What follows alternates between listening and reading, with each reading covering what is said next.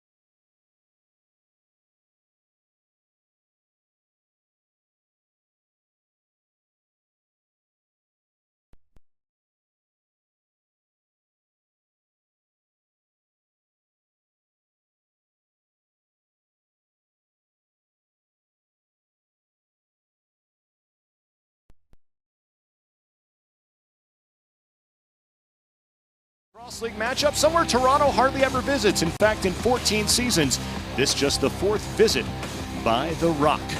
In fact, these teams actually in their first ever game for the Mammoth played here on January 3rd, 2003, an overtime victory for Colorado. Well, for the Rock, an 0-6 start to the season, their man on offense who's filled in with all the injuries and is having a career year is none other than Rob Hellier. Yeah, it's great to see a guy like Rob Hellier step up his game, Josh. Every team has their top guy, their top scorer who's going to put up the numbers and be consistent. And, you know, it's a young man's game this in the National Lacrosse League, and this guy's been stepping up. And, you know, with the injuries that Toronto Rock has faced, it's great to see a young guy come in the lineup and produce. Just 23 years old, he'll reach the century mark in tonight's game for points. Already career highs in goals and assists. We mentioned Crawford earlier. There is Hellier tied with Mark Matthews at number 3 on the leaderboard. Yeah, the typical faces up there, Sean Evans, Mark Matthews plays on an offense Saskatchewan where the ball moves a lot. So he's been a beneficiary of his teammates putting the ball in the back of the net. And, you know, it just goes to show you, look at the top 5 guys up there. All young guys, Crawford and Evans being the older guys, but it's great to see the young guys step up and prove that they can play in this league. And all playmakers and all trouble for the opposing goaltenders. The matchup tonight, 2 really good. Dylan Ward's a little bit of a young goaltender. Nick Rose about average age. But you know what? They're coming into their own. And they were great friends growing up in Orangeville. In fact, won a couple of Minto Cups together. Yeah, I've never seen goalie come into the league their first couple years and play and be a proven starter. These guys have both kind of bumped around some teams.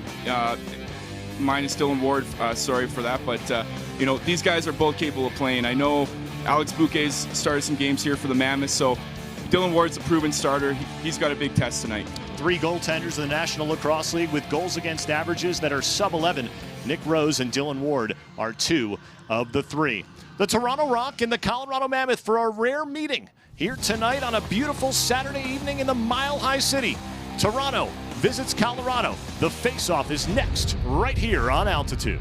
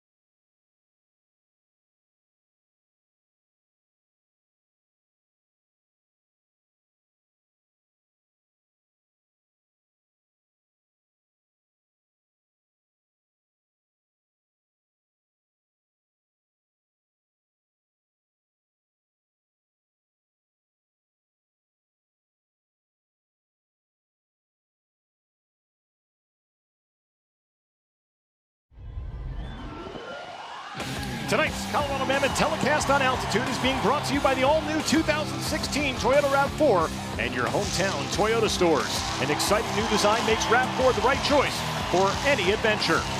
And by RPM Motorsports. Visit us at rpmms.com today. And great to have you with us on this Saturday evening, a perfect night for National Lacrosse League action. The 5-11 Toronto Rock paying visit to the 10-6 Colorado Mammoth. Once again, ladies and gentlemen, welcome to Pepsi inside the loudest house in lacrosse. To Mammoth Lacrosse. As we're going to look at the Mammoth bench, behind the bench for Colorado, there's Dan Stroop and Chris Gill. Pat Coyle, part of the triumvirate as well, he not pictured. And for Toronto, switching to the Rock bench, John Lovell is the head man. The Les Bartley Award for Coach of the Year a season ago when the Rock was 14-4. The starting goaltenders in tonight's matchup. Two of the three who have been on top of their game this season. Cluttered in that mix is Dylan Ward, who returned last week after injury. Held the Rush to 11 goals in each of the first two games. And below 11 on that goals against average. On the other side is Nick Rose. The two guys grew up together. Rose leads the National Lacrosse League with a .792 save percentage. Colorado will be in the home whites. Toronto in blue and red with the maple leaf on the jersey. Josh Gross, Andy Lindahl joining us. Andy, it's great to be back up here with you. Josh, you got, first off, you're standing up. Are we standing up? Is that what we're doing? I haven't got to work with Josh in a year. Dan Coates for Colorado, Bradley Cree for Toronto. Tonight's first half face-off being brought to you by Ford.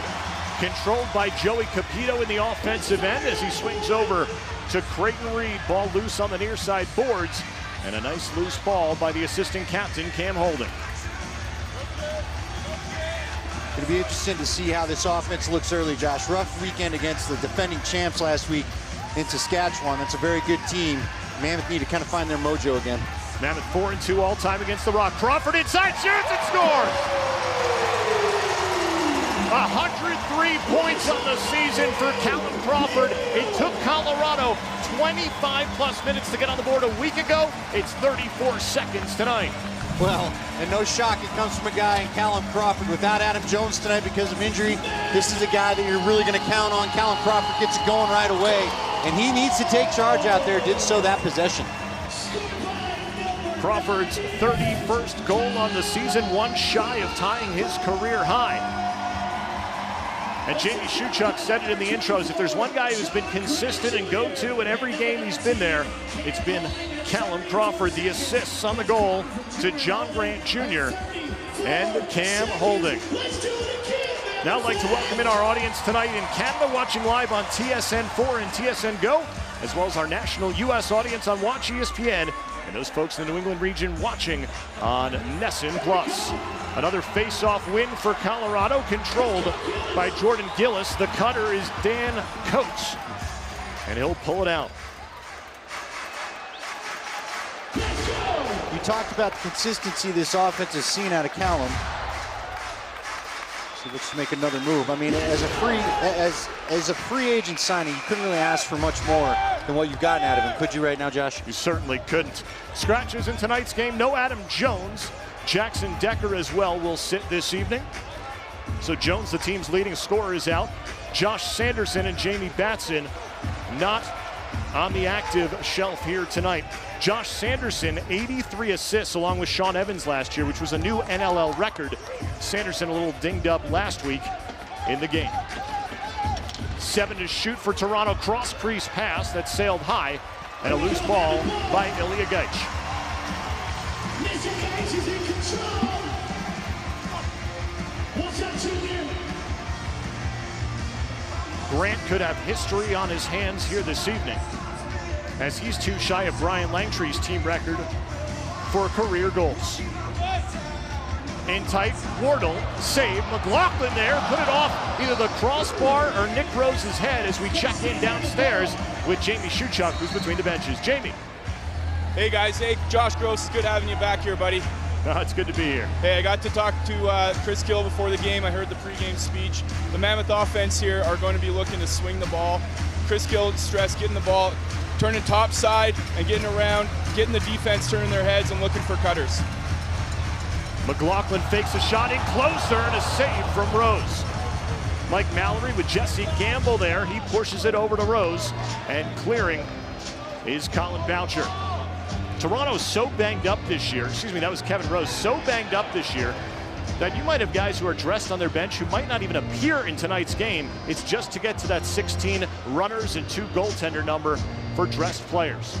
Now Hellier flips behind Bierns. Left side shot, saved by Ward and covered up. Dan Littner applying pressure, but Ward up to the task. Bob Ward had a pretty good weekend last weekend, despite the fact that his team didn't record a win. Again, Saskatchewan looks like they're in a nice zone right now. We'll see if they'll be able to handle it through or at least keep up there through the playoffs.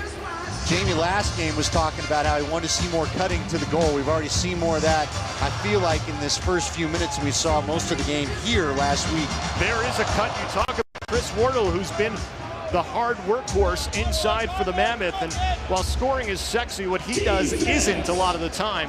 But if you ask guys in that locker room, they have the utmost respect for what number 17 in white does. Well, and he's really made his presence felt. I mean, we've talked about it all year. He reminds you of a guy that wore that same number in Sean Pollock a lot and getting a lot of kind of the same dirty plays done. But you got to have guys, you know, Shuey knows that, are willing to go in there and get bloodied a little bit and get the hard goals, and he's certainly done that. And we can see the beating already he's taken from up here. For the Rock, this not the team of a season ago with the injuries that we spoke of. They started out 0-6, have been a 500 ball club since, but no Colin Doyle. Shot from the outside that catches a little bit of the post. No Josh Sanderson tonight. The list is pretty long of guys who are on season ending or at least second level IR, so not going to see them probably the rest of the year. Noble's shot denied by his buddy, a fellow Orangeville man, and Nick Rose. Jeremy Noble coming off his best game of the season, a hat trick up in Saskatchewan. And it's funny, they're so beat up, Jamie, as we've heard about. This is a beat up Toronto Rock team, but they're also an Eastern Division team, and you can see their physical element of play. They're not afraid to throw the bodies around here early. Yeah, absolutely. They have to stick with their game plan. You know, it doesn't matter who's in the lineup. I always say it matters, or sorry, who's not in the lineup. It matters who is in the lineup. So both these teams are banged up. They have guys not in the lineup tonight that are usually there, but like I said, these guys are professionals and they're here to play. Well, also opportunities for guys to prove themselves, not only for the next game or two, but also for the future of themselves in a Toronto uniform or in the NLL. Noble in front, shoots, denied by Rose. And he stepped in the crease on the way. Quick restart from Toronto. Here's Bill Hostrauser coming off a 3-game suspension. He's back on the active roster. Lintner cradles. Shot from the outside is high and wide, and the substitution, Stephen LeBlanc, Johnny on the spot. Lintner again inside, has Ward off his crease, and Cam Holding was in the perfect place for the rebound. And that substitution that saved the possession almost was like it was drawn up that way. Player coming off the bench got the ball in his stick right as he crossed the timeline. Mallory inside, denied again by Rose. Ball loose in front, covered up by a Rock defender. Talked about Cam Holding being in the right spot at the right time. How about the rookie Luke Magnan?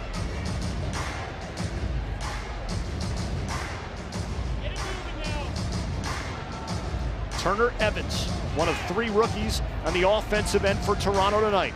Now Hellier, the 6th-year man, back in the direction. Knocked down. Here's Jordan Gillis. Gillis can't handle the loose ball initially. Now in front, shoots, denied by Rose. Jordan Gillis has made a living this season in that situation. His 7 goals are tied for the most by a defenseman. Didn't quite get that clean scoop. Over the head of Chapman, Littner will swing far side. LeBlanc around his man in tight. It got knocked down by Capito. 2-on-1 for Colorado. Scooped up Creighton Reed, whose dad made the trip and gets a chance to see him live this evening. Ball turned over out of his stick with the pressure, and that will bring us to our first break in the action. Colorado has been taking shot after shot on Nick Rose. Callum Crawford's first was his 31st of the season.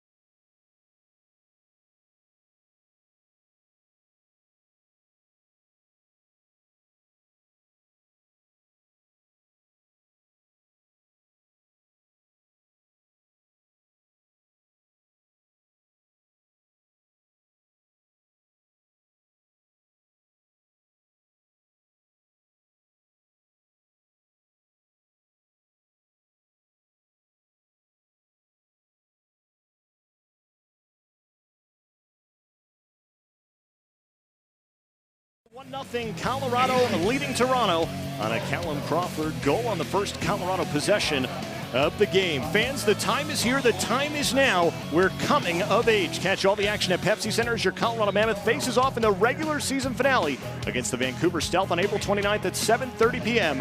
for Fan Appreciation Night.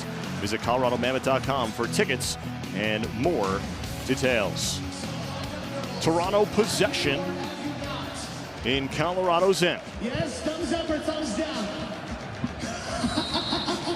Look at that red face. I say they have. Hellier will be the man who receives the trigger pass, shoved down by Joey Capito. Defense. Set plays usually coming off timeouts. Turner Evans, little swim dodge, saved by Ward up into the net, and a fresh 30 for the Rock.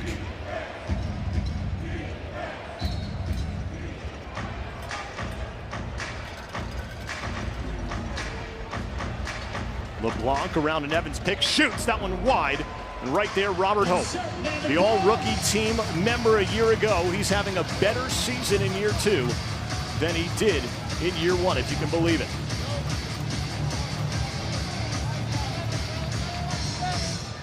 McLaughlin dances and brings it back to the far side. Noble, Cutter, McLaughlin, but not open enough. Noble swings near side and nearly caught Rose on that far post. The goaltender able to slide in the nick of time. Right now, Noble seems obsessed with scoring a goal. I don't think we've seen him take so many shots in the last 3 games as he's taken already in this first quarter. Grant, who's missed 3 of the last 4 games, a little corkscrew shot that ends up high and wide, picked up by Toronto. Running with numbers, 3-on-2, Colorado is back. Here's Brody Merrill. He'll stay on offense. And why not? Guy who has 396 career points, who plays on the back end. Shot outside, denied. That was Kyle Aquin, one of those other rookies we talk about. 8 and change gone by first quarter. Josh Gross, Andy Lindahl, Jamie Shuchuk with you.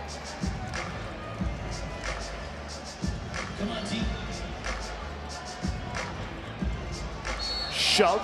You can see that from up here as Turner Evans was called for the illegal screen. Ahead of the pack is Crawford. In front, dive shot, score!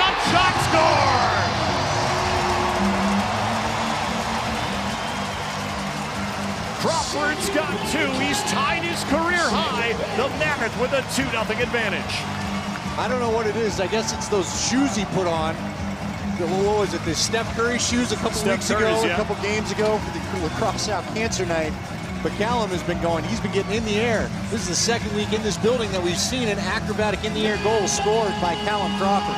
Dan Carey, the director of player personnel for the Mammoth, who interestingly enough was traded from Colorado to Toronto for Creighton Reed, who's now on the Mammoth roster. Dan talked about how incredible it is to watch Crawford in the air as there's a penalty coming up on Colorado off the face-off. Joey Capito will sit.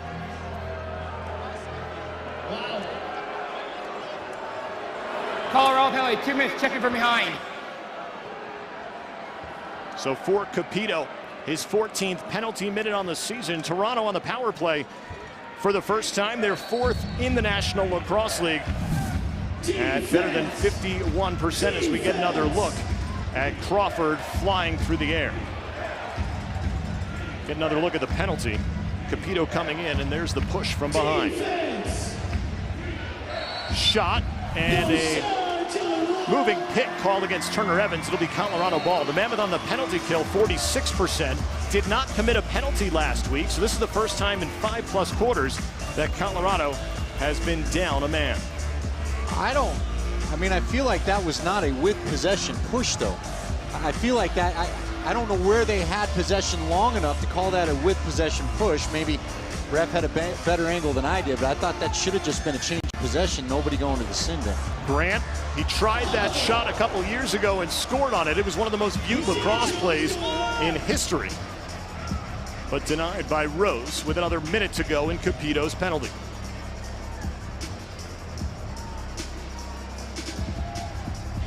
LeBlanc, the trigger man up top, gets it back from Hellier. Fake shot, save, Ward. Evans picks it up. He's got Kyle Aquin, who's making his NLL debut on his right. Instead, back up LeBlanc. Tip down behind the back pass. 40 seconds to go in the penalty. Shot clock winding down. Nobody in front.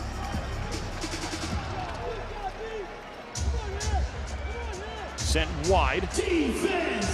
Geitsch looking for it. Bierns tracks it. LeBlanc shot and another save by Ward. Hope does battle with LeBlanc and comes away with it.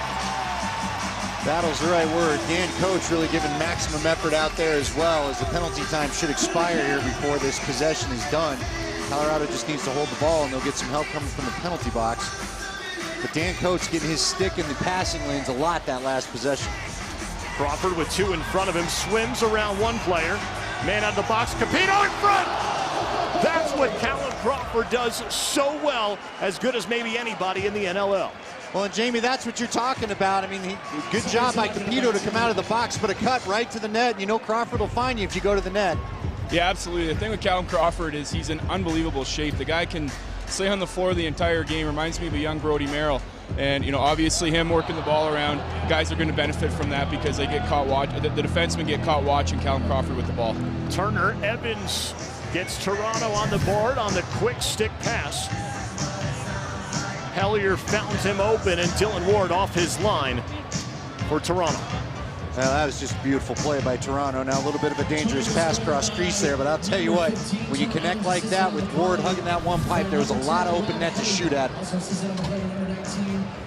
As you said, you can see on the replay there that Dylan Ward just not in a position he probably wants to be in, Josh, because there certainly was a lot of net to shoot at. Evans 8th on the season. The assist to Hellier gives him 62. And Kyle Aquin, congratulations to him, his first NLL point. Hope rolls it over to Coates. Moving in, behind the back, save Rose.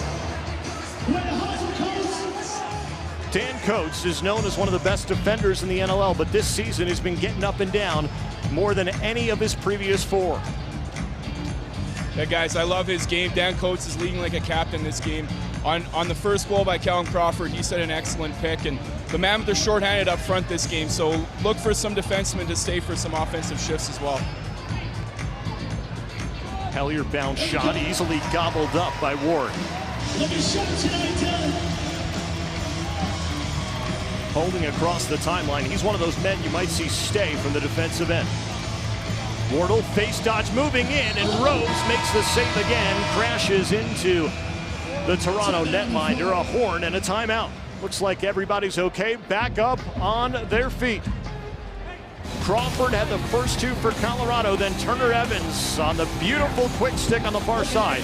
It's 2-1 for Colorado.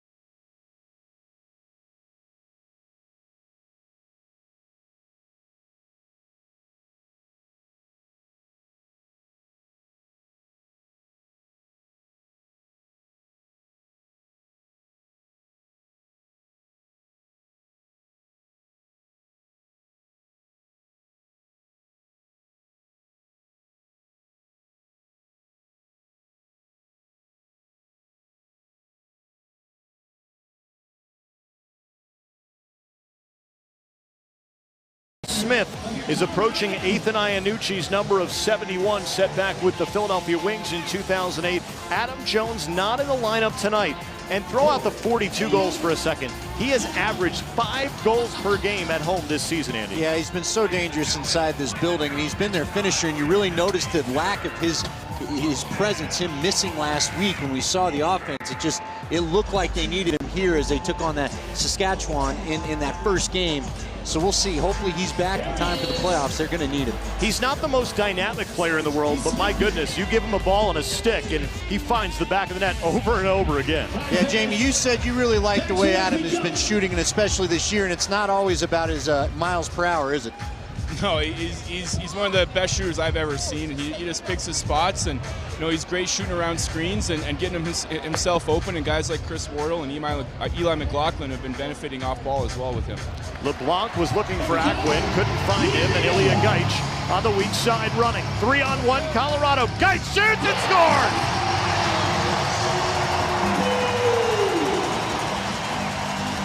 The 6th goal of the season for Ilya Gaich. Colorado 3-1. Nothing too complicated about this. Ilya sees that. You talk about picking spots on that last point there, Jamie. He picked his spot, found the outside, and gets Colorado's lead back up to 2.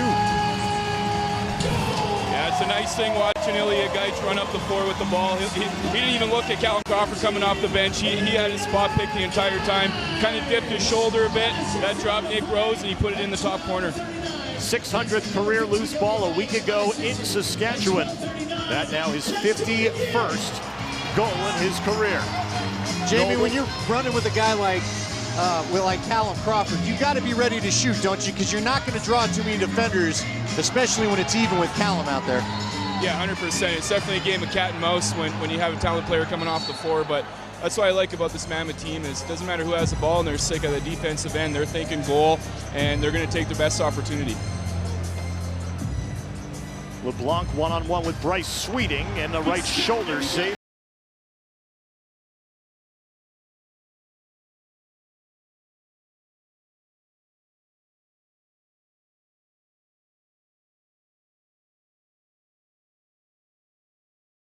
Defensive role for Toronto. He's the man covering Crawford off the crossbar.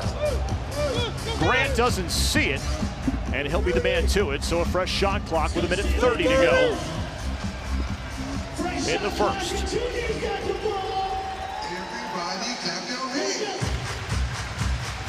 Fake shot from outside. Rose doesn't even move as it's wide. Now McLaughlin skying high. Double team pressure comes from Chapman. And the aforementioned Ross. Now coming in is another Mammoth player battling for it in Creighton Reed. Brody Merrill with the loose ball. That is the 2,000th loose ball of his NLL career. He's the 3rd player in history to do so. Turned over near midfield, picked off Holden. Think about that, 2,000 loose balls, Andy. It's an amazing number, although I'm still impressed with Robert Hope getting his stick up in the throwing lane, knocking down that pass.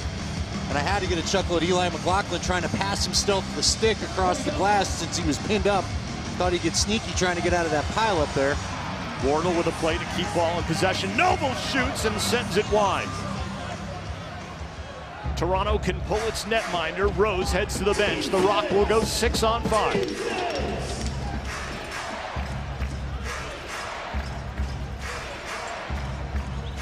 LeBlanc gets a feel on the cradle, lives near side for Casey Bearns. 5 seconds to go.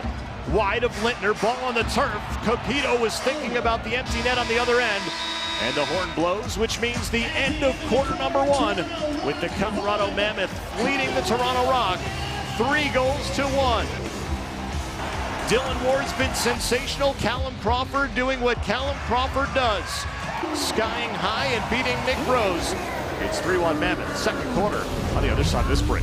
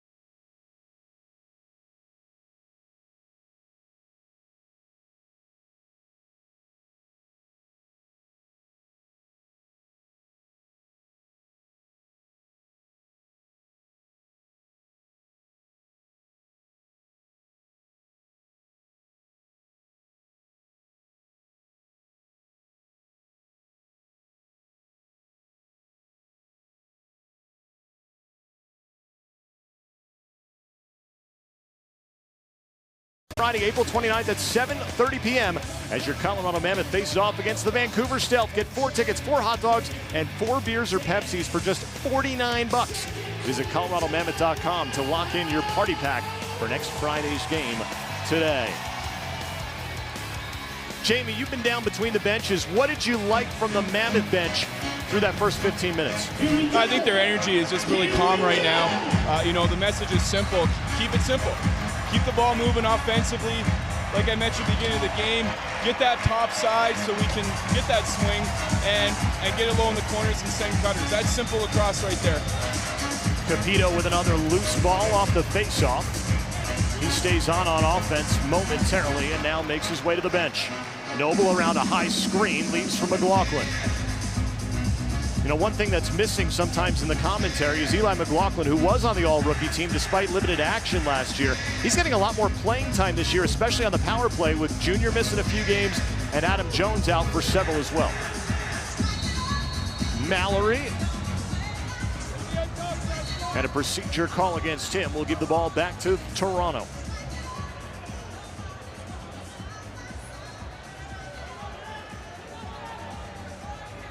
Said Stephen LeBlanc's name several times tonight. His wife Jacqueline, hope she's doing well in Toronto. She's due this week. Gonna have a baby this week.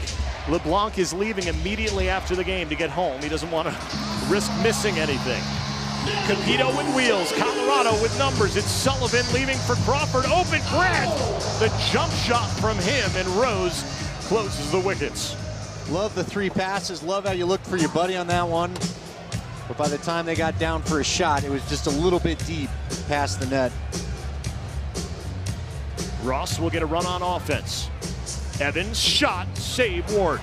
That one caught him right on the Mammoth logo. Now, we said that Ward played well against Saskatchewan, gave up 11 goals in each. He was better than 80% save percentage in both games, Andy. Yeah, and look, I was, again, really impressed with the way the Saskatchewan offense moved the ball last week. They had it humming.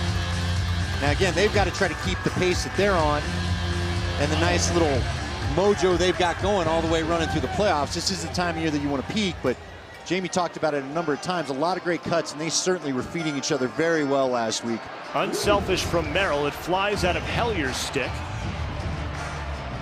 Gamble's shot and denied. Or excuse me, that was Lintner, denied by Ward. And it's tough to get on Ward too much when he saw a lot of shooters in particular last week that were right on top of the crease when they were receiving the ball.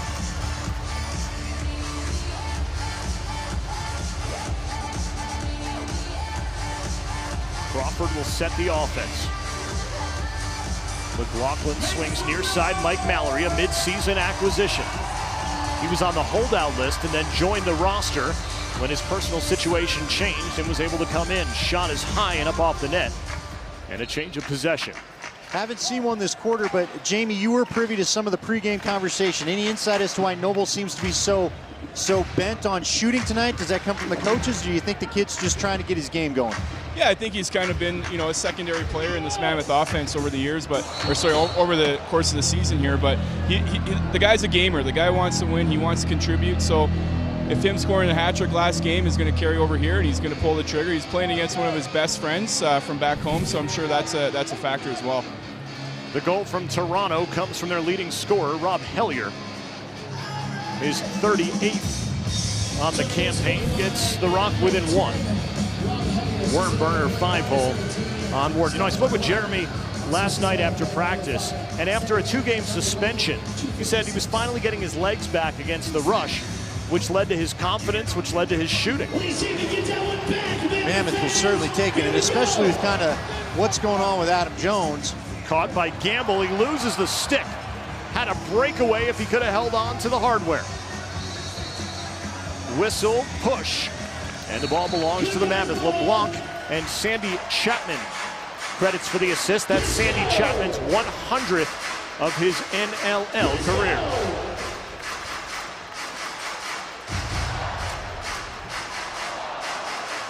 Eli McLaughlin on the cut, and it actually gets credited as a save as it hits off the post. Georgia, another big game, a 10-goal victory over New England. They're averaging 18 goals a game in their last 4. Buffalo trying to lock up that East Division, up by 2 in the third on the Nighthawks. What reports have you gotten about playing in Georgia as well? As we see the big score, 21. That's a lot. I'm not sure we've seen that many breakaway here. Reed shoots and denied by Rose. Looked like the officials were going to whistle it dead and kept it going as Todd LaBranche was all over it. Quickly, let me finish my question to you. And Jamie, maybe you've heard anything. Are they dealing with more humidity down there? Is there any kind of distinct home field advantage in there, or is Georgia just playing well?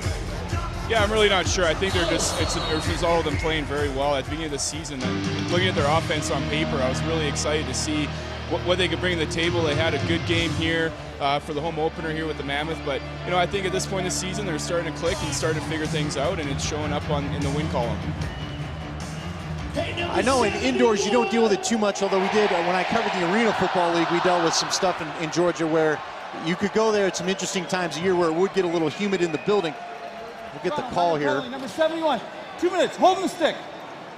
Jamie, would you look forward ever to playing in Georgia-style humidity, that southern humidity in the outdoor game? That's going to be a tough place to survive, I would think.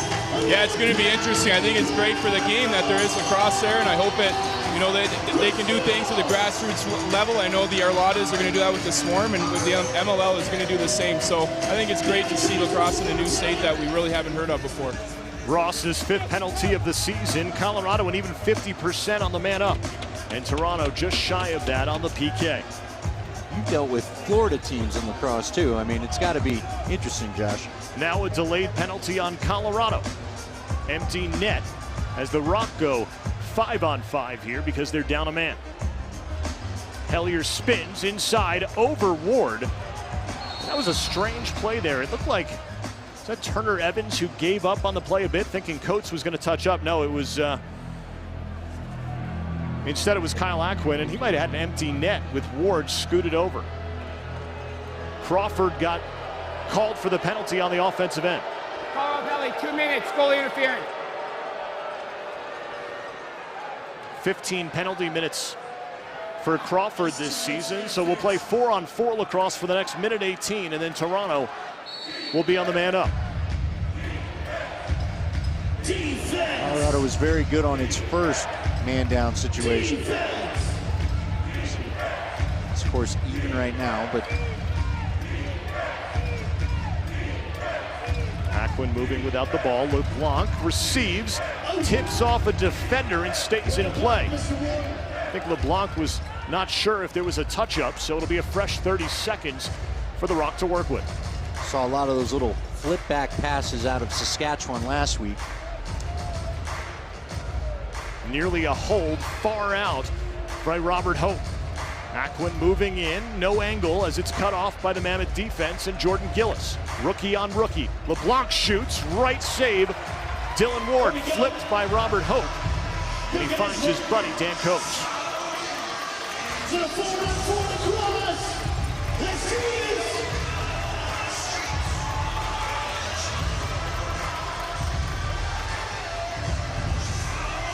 The picks for Toronto that are playing offensively is Brant denied by Rose. First, second, third round. For Colorado, didn't even have a pick until the 4th round. Bryce Sweeting taken there. Played last week and tonight. When he played last week, it was the first time he played in 2 months. Jordan Gillis, the 6th rounder, has been playing and contributing the entire season. Toronto on the man up for the next 30 seconds. LeBlanc times space. And Robert Hope behind Ward. Steve Govett aggressive with the trades last year. We got a breakaway for Capito. Now holds up, thinks better of it. Govett aggressive with the trades and getting rid of some of that draft capital that you talked about, Josh. But it's interesting when you get a Callum Crawford through free agency, it's almost like a first-round pick in itself with the way he's played. Yeah, it's a bit of a Band-Aid, isn't it? Right? It doesn't matter. We ripped that Band-Aid off, but now we got it back. As the penalty is released, and Colorado back at even strength. Crawford bombed from the outside, shoveled ahead by Wardle. It'll bring us to a stoppage in play. Toronto ball when we get back. The lovely ladies in the hot tub enjoying the Colorado 3-2 advantage on this Saturday night.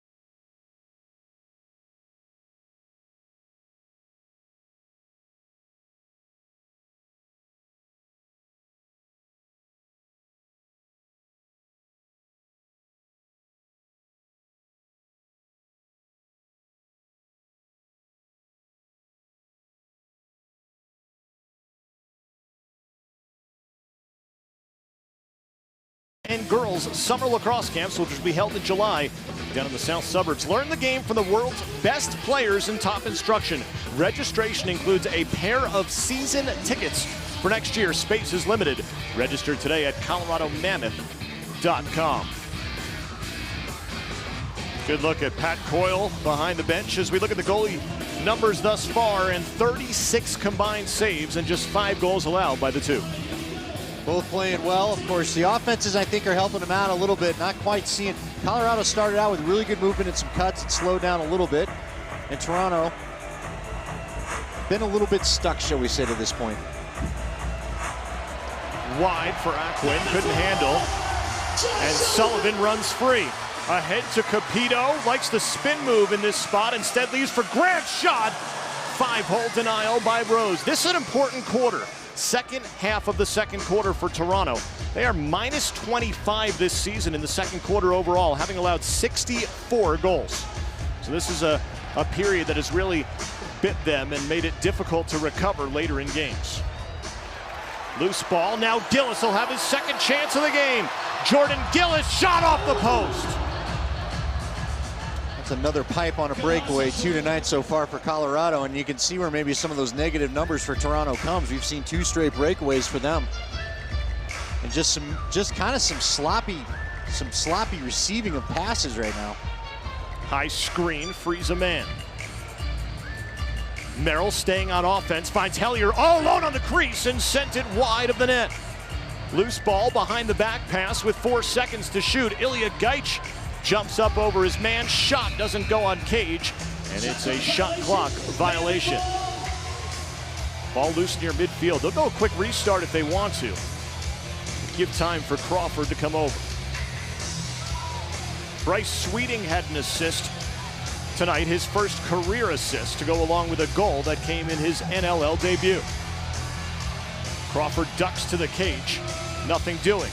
Across, McLaughlin sets his feet, fires, and sends it wide. Loose ball by the Team Canada member from 2014, Jesse Gamble, on the team with 5 Colorado players. Like that backside cut, though. I'm sure you'll take that shot more from Eli if you can get it. Eli had a big game earlier in the year. Hellier shoots, and a right toe save by Ward on the bouncer. Jamie, if you were drawing up the offensive plays down there, what would you be getting going for both these teams to try to get the ball moving? Well, as I coach in my youth box lacrosse, I just keep it simple. Get the ball low, swing the ball, set some cuts. On that last Mammoth possession, there were 3 passes and then a shot early in the shot clock. I would prefer to wear this defense out, and that's going to open them up because the defense are really good playing defense in the first 15 seconds, but not as good playing the last 15 seconds. Looked like Capito a few minutes ago was a little nicked up, getting looked at, but quickly bowed out on the floor. Mallory working hard inside with Wardle. High pick, nothing doing for Grant. Now a careless pass that's turned over. Callum Crawford thought he might have taken it away. Shots on goal this quarter. Toronto up 10-7. Another great play by Captain Coates, knocking down that breakaway pass. Yeah, I was waiting to see the number, Jamie. It's a good thing he kept running because that could have been a beautiful offensive play in transition there for Toronto otherwise. That pass appeared to be right on line. A little sloppy again, but Crawford's able to find it. Pass to the wrong side of McLaughlin's stick, who retreats. Looking for Wardle, who was not looking for the pass. He had pressure on him on the backside by Luke Magnan, and it's Toronto possession. So not the prettiest of second quarters through the first 10 and change.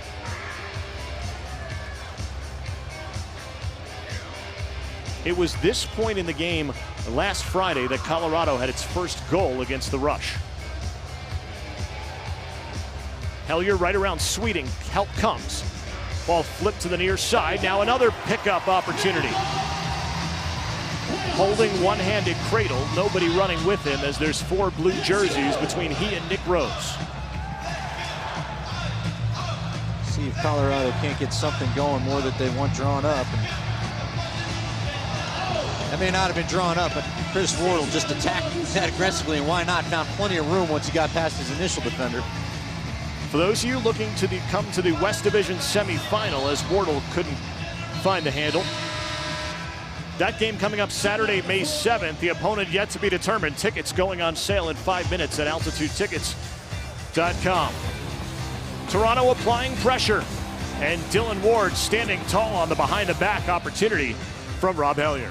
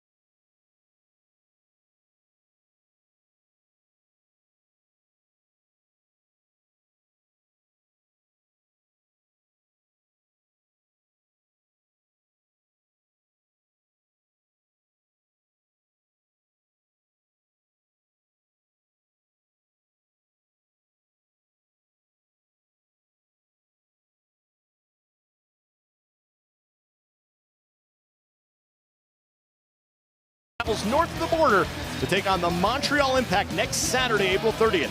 The pregame show gets things started at 1:30 p.m. Kickoff at 2 o'clock, all live on Altitude Sports. Altitude is your HD home for the Colorado Rapids.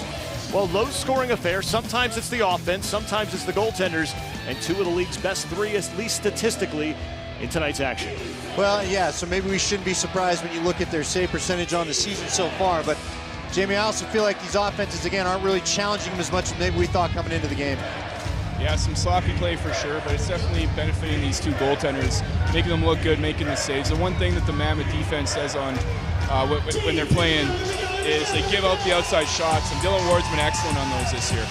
Aquin denied by Ward on probably his best save of the night as he slid posts. Colorado has been very good in the early going, getting their stick up in the passing lanes as well, knocking down a number of attempted passes by Toronto. But the sloppiness comes in where guys just aren't receiving the passes very well. Seeing a lot of missed passes. Crawford across Wardle gets it back. Spreading the floor for Mallory to the far side. McLaughlin Cox fires, and a shot clock violation as Mike Mallory is caught back on defense. 3-on-2 for Toronto, make it a 4-on-3. Hellier off the bench in front, and he sent it high of the bar. Rebound, save Ward. Josh Sullivan is there. Beautiful save by Ward, really staying on attention. That ball taking some crazy hops, finding its way back to Toronto sticks. 30 seconds ago, I said it might have been Ward's best save of the night. That one right up there. Crawford feet inside Grant, had it knocked away by the defense and Bradley Creek. Now Kevin Ross, full head of steam running. Capito tries to catch him, and the net moved, but it was Ward's stick or foot that hit it. Ball covered up and recovered. Boy, Kevin Ross, he's got some wheels, because if he can run stride for stride with Joey Capito, there's not many guys in this league that can. Yeah, it's going to be a fun race to watch, but you're right, that shows the kind of wheels that he has. And three Mammoth defenders back. Good to see the save. Was a little thrown off by the jerking of the net there. Crawford sent it wide. Can't prevent the over and back with 100 seconds remaining in the first half.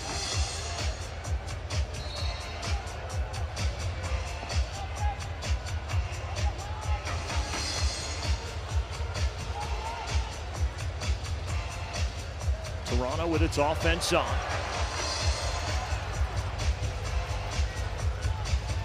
Dearns falls to the turf. LeBlanc, it actually looked like it got through Ward and somehow ended up in the second row, sneaking between the boards and the back net. Fresh shot clock for the Rock. Beards cut in, but Sullivan had a stick in front of him, no pass. Now Evans going hard at goal. Double team comes. Reed and Sweeting. Big check on the boards. Getting through was Evans. And Ward with the dive shot denial a minute ago. LeBlanc across. Never made it all the way through as Bryce Sweeting stepped in the way of it. Herculean effort from Evans, though, just to get a shot off. He was getting banged around the entire time. Mallory bombed from the outside, was thinking about getting a 2-for-1 opportunity and being able to pull the goalie. Both teams still with their timeouts. Magnan is being harassed by Dan Coates. Able to clear. 25 to go. LeBlanc can step into this one, and that one caught Robert Hope. He hobbles his way back up to his feet, runs towards the ball, now pushes it ahead. No numbers for Colorado, but a timeout could be coming.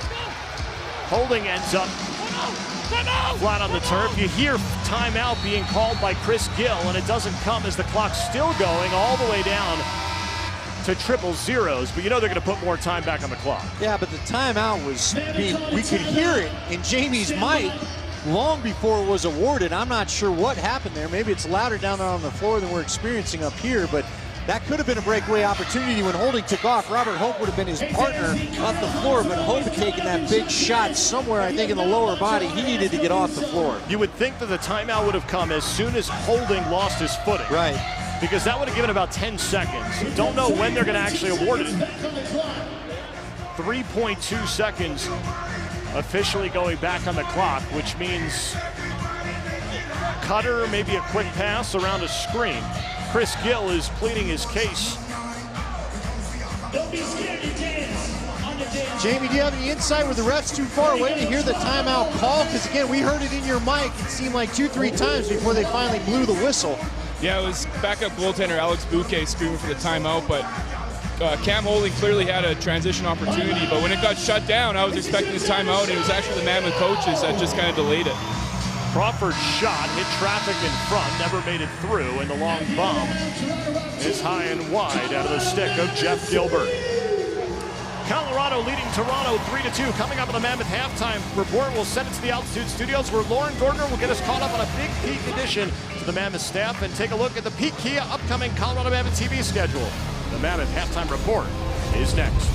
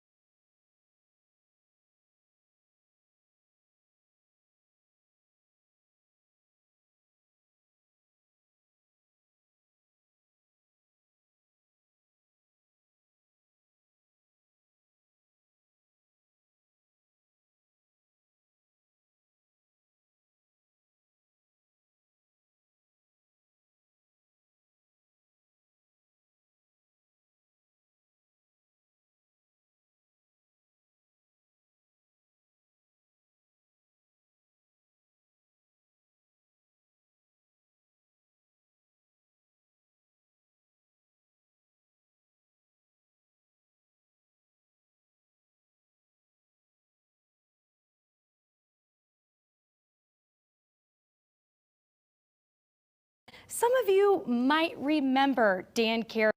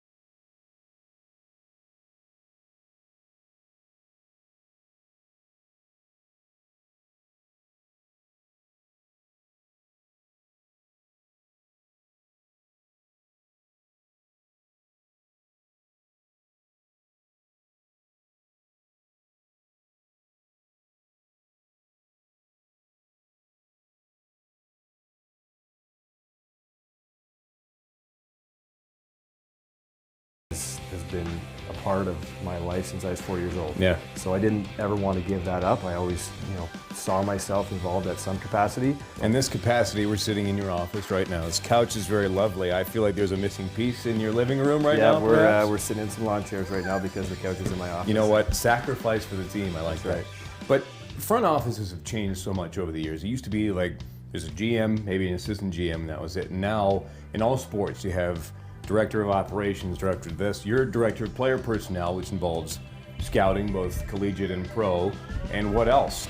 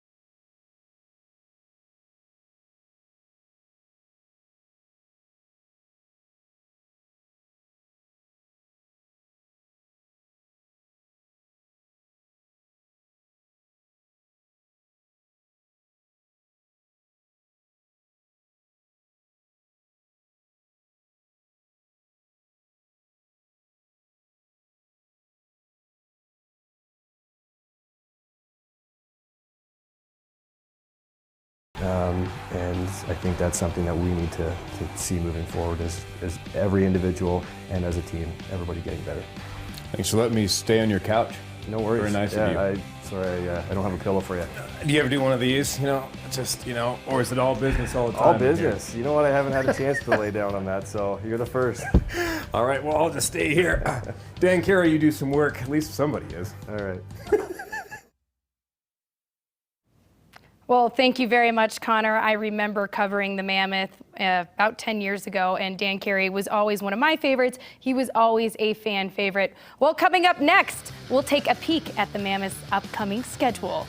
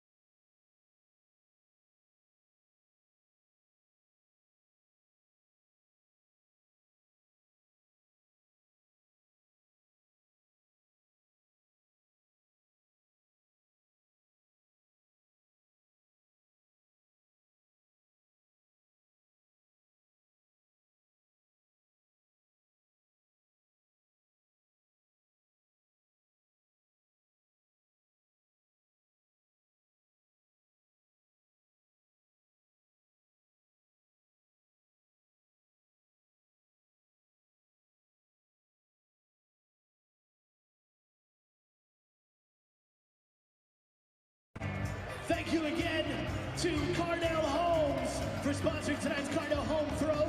We're going to get our winners here in just a sec.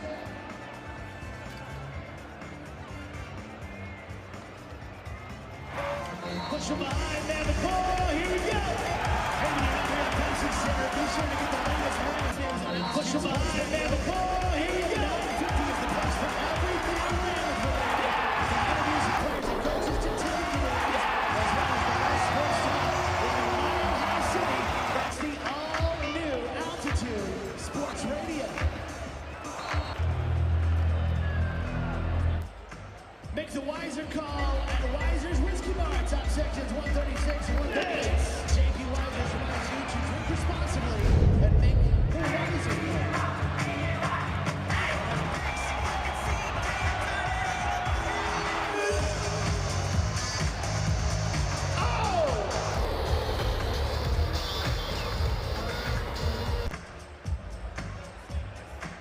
All right, let's hit the floor with the lovely Sam.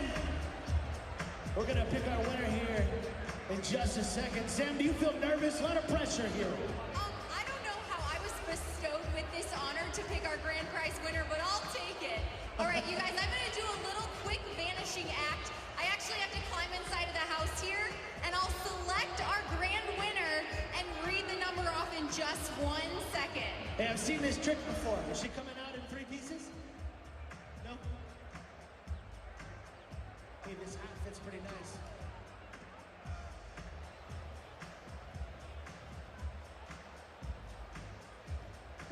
All right, you guys, I might have gotten Back at Pepsi Center, Colorado leading the Toronto Rock 3-2 through 30 minutes of play. The Cardell home throw complete on the field. Somebody won an international vacation. Wasn't you or me, though. Josh Gross and Andy Lindahl. And Andy, it's tough to complain when you have the lead, but let's face it, neither offense is really clicking on all cylinders. No, it's not exactly been a smooth effort for either team tonight so far, and that's why we have the 3-2 score. We'll see what adjustments they make and how they come out and maybe get this thing going.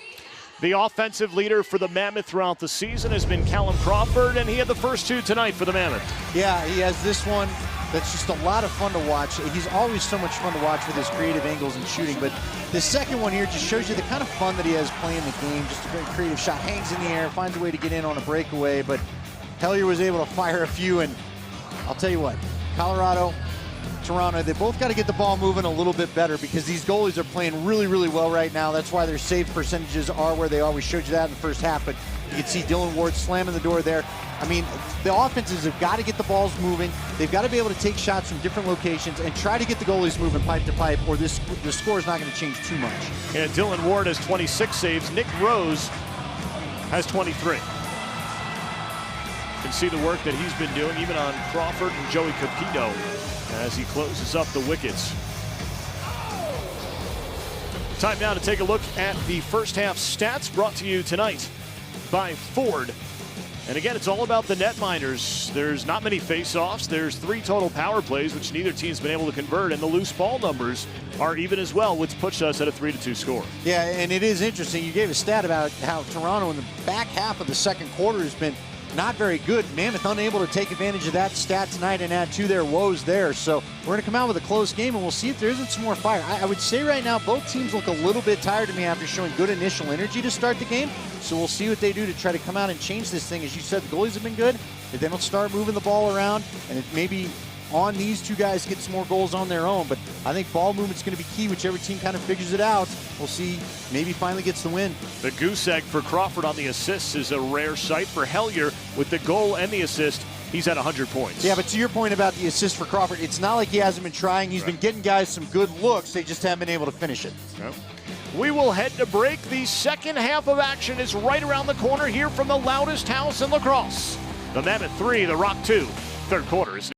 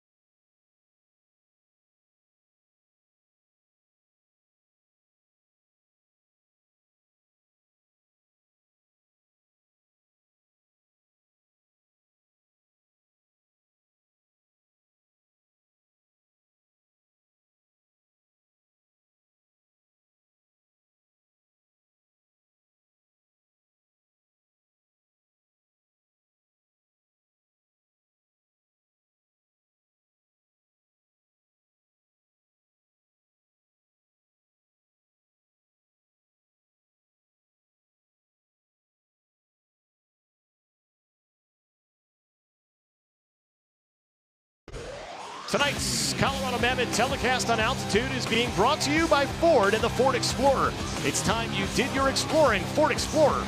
And by the University of Colorado. The University of Colorado, 4 campuses united in making a difference. Low-scoring first 30 minutes. We'll see what the next 30 holds in store for us. Bradley Cree and Dan Coates haven't been down in the face-off posture very often here tonight, but they will again for the second half face-off, being brought to you by Ford. Ball loose on the Tusk logo for the Mammoth. Creighton Reed swipes it back where Robert Hope runs onto it. Reed can't handle it at his feet, and now it's Toronto possession to start the third. LeBlanc pushing hard to the crease, and it pops free as he steps in the crease. We'd like to welcome our audience tonight in Canada watching live on TSN2 and TSN Go, and our national audience on Watch ESPN, and those up in New England on Nesson Plus. Noble from the outside. Rose left chicken wing save up into the screen. And Colorado new possession. Ross with an extra shot on Mike Mallory during the dead ball. McLaughlin was hoping that Junior could free himself. Colin Boucher stayed step for step. Crawford, Noble, shot right into the chest of Nick Rose. As we go down to the third member of our broadcast crew, Jamie Shuchuk. Jamie, what's the tempo like here early in the third? I think it's going to be a little bit different from the first half. Both teams are playing kind of tentative, a little bit sloppy in that first half. The message from Coach Gill in the locker room was to take advantage of the second chance opportunities you get. So when you get a reset, no need to shoot right away, break the defense down, get the ball moving side to side, get those cutters late in the shot clock. Shot. Bierns looks for the reset simply. Geitch can't handle. Sweeting can't either. It pops free with Ward out of his cage. But covering up Johnny on the spot, Mike Woods. Jamie, in your mind, at least from the Mammoth side of things, are we seeing any effects of last week's doubleheader? Is it a tough time of year that late in the year when you have 2 games in a row like that? Well, it always is, especially when you're playing, your 17th game of the season, in a short four-month season. So, yeah, I think at this point every team's banged up. Obviously, you see with the Toronto injuries, and the Mammoth guys in and out of the lineup last couple games, but. At this point, like I said, it's getting ready for playoffs, and both these teams are going to battle it out no matter what the playoff scene looks like right now. Grant double teams, tries to spin through it, right-handed cradle. Still applying pressure. Open on the crease, shoots and scores. John Grant Jr. will only get an assist on that one, but it might be worth 2 or 3 as he found Mike Mallory on individual effort on the double team to free himself. Yeah, an assist on the sheet there is not going to say enough about the effort from Grant, who took on a double team, as you said, and then he kept the space where nobody even looked around to try to find where Mallory was. He was all alone. He looked like a kid that missed the bus at the bus stop there. They were so wide open. I can't believe that Toronto didn't adjust their defense a little bit. For Mallory, his 5th goal on the season. Again, Grant with the assist pushes him to 40 this year. Dan Coates gets credit for the helper as well. That was Colorado's first goal in nearly 20 minutes of game action. As we get another look, Merrill and Magnan were the ones who were up on Grant, and nobody found Mallory. Yeah, and Ross looks like he's the one late coming over. He was top arc of the crease, and he came over because he just thought Junior was going to do it himself. Had no idea. It seemed like that Mallory was behind him. McLaughlin's shot hits his defender. Now Crawford with 8 on the timer. He'll fire from outside, and that one's wide. Easy, independent, loose ball by Bradley Cree.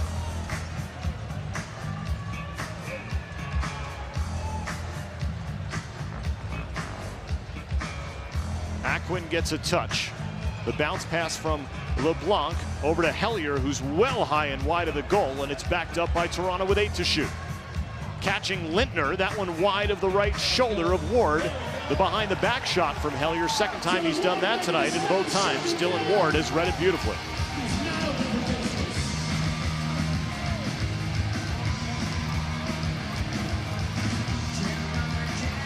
Toronto averages 10.5 goals a game on the season, which is last in the NLL. Colorado at 11.38, which is 6th. The delayed penalty Upcoming, McLaughlin got sent to his knees, 6-on-5 for the Mammoth with an empty net. Hidden ball trick attempted, but it ends up on the turf. Still 12 to shoot for Colorado, no rush. In front, Mallory shoots and sent it wide. Now he's down on the turf with 5 to shoot. Noble fires, and that one off as well, up into the stands.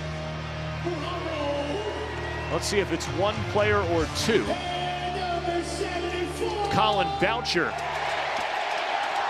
will sit down with his first penalty of the season, and this his 5th game. Toronto, minor penalty. 2 minutes, check from behind. An additional 2 minutes, check from behind. So they got him twice. Wasn't sure if they got the other one because the official's arm was already up in the air.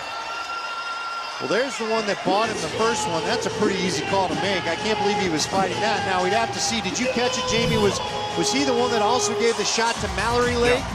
Yeah, I kind of missed that one, but he definitely hit Eli scoring the numbers. There was a call earlier on the Mammoth. You know, obviously the refs are looking to call those. An assist from Grant. Eli McLaughlin, the back of the net, his 7th power play goal and 18th overall this season. Colorado cashes in quickly, 5-2 Mammoth. A nice shot from Eli, and you're happy it went in because Wardle was coming across. He was going to have a nice cut in a position. He was in a position you could see there to take a shot too had he wanted to make the pass, but it's good to see Eli finish. You talk about the great rookie year that Robert Hope had. His classmate was Eli McLaughlin, who also had a nice year last year. He had his first hat trick of his career a couple of weeks ago, and now also has surpassed his shot total from a season ago. The 4th overall pick, Hope was taken at number 7 via trade. Ball still loose off the face-off. Capito tried to shovel it to himself. Coates comes free. Cutting Capito, and Coates thinks better of it to set up the man-up offense. Well, and you gotta like the move. You still have a penalty up there. Might as well get this set, get the shot that you want, especially once the defense recognized. I don't know if Capito went to as hard of the net as Coates wanted, but either way, got the possession you want now, chance to add one more to your lead. Would mark the biggest lead of the night for Colorado. $1.20 on the penalty. Grant flips back. Mallory from the outside, and he finds top shelf. Wave it off.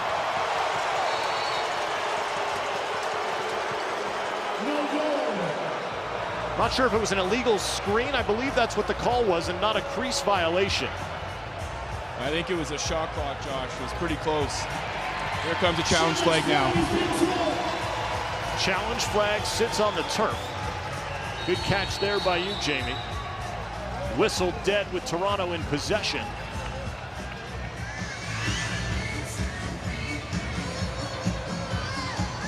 So we'll get another look. This is the first challenge thrown on the evening.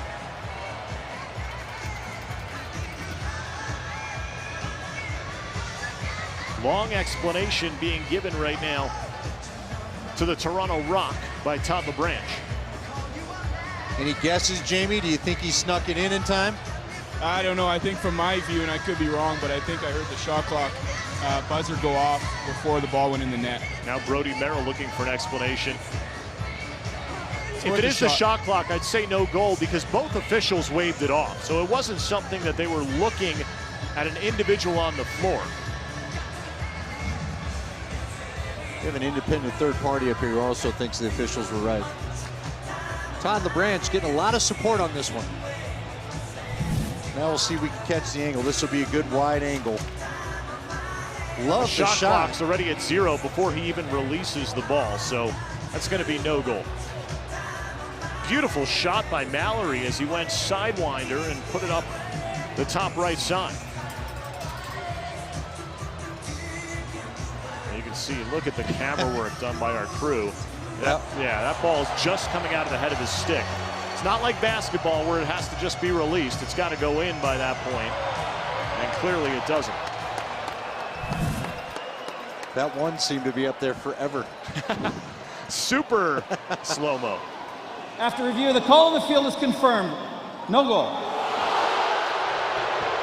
Mic drop for Todd LaBranche. Well, the officials got it right on the floor. They get it right on the replay. And that one was one of the easiest you'll ever see for those guys to go back and take a look at. And one that I missed, frankly, up here. So another 55 seconds on Boucher's double minor. One goal has already been scored. 13 seconds on the shot clock for Toronto to work with. Capito pressures. Colorado leads the NLL in fewest shorthanded goals against. Been solid in that category all season. 38 seconds to go in Boucher's second of his 2 minor penalties. Chris Gill not happy about how long it's taken to get the offense on the floor. Finally do so with 11 seconds on the shot clock. Crawford asked for a screen. Mallory was open in front. Noble's pass tipped down, comes right back to him. Crawford shot, save Rose up into the screen. Another 16 seconds on the penalty when we return. Grant, the individual effort led to the quick stick by Mike Mallory. Eli McLaughlin, hard shot on the man up.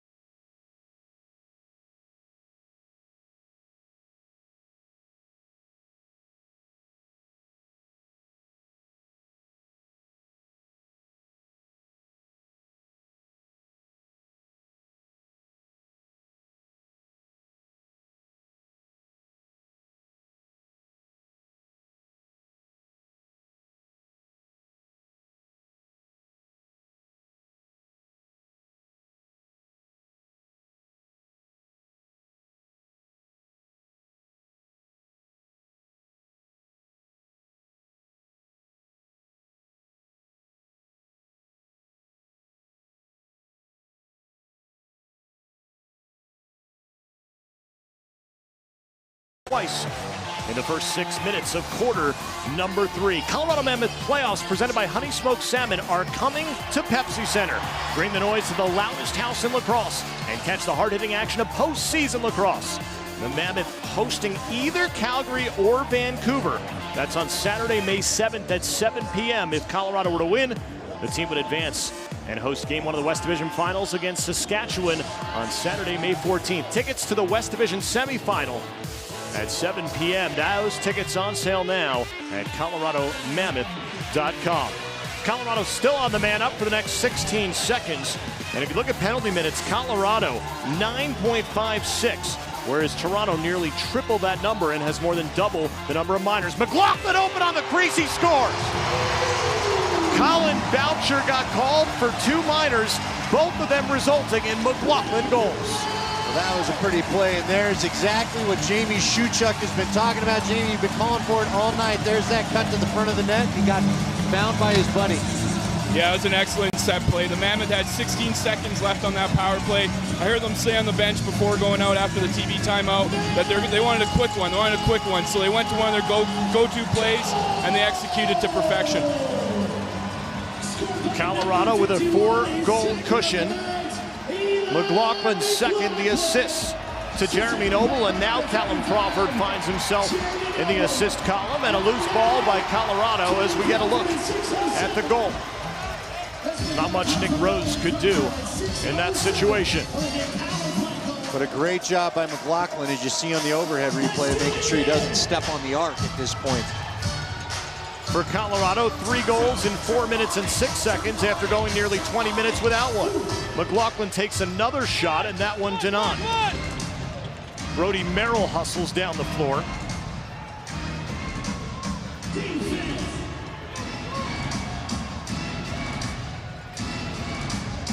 Swung across from Evans. He gets it right back. Now Merrill on the shot, and Dylan Ward makes the save. Ilya Gaich ends up on top of a blue jersey. For those of you on Snapchat, I recommend checking out the live story that's live throughout North America.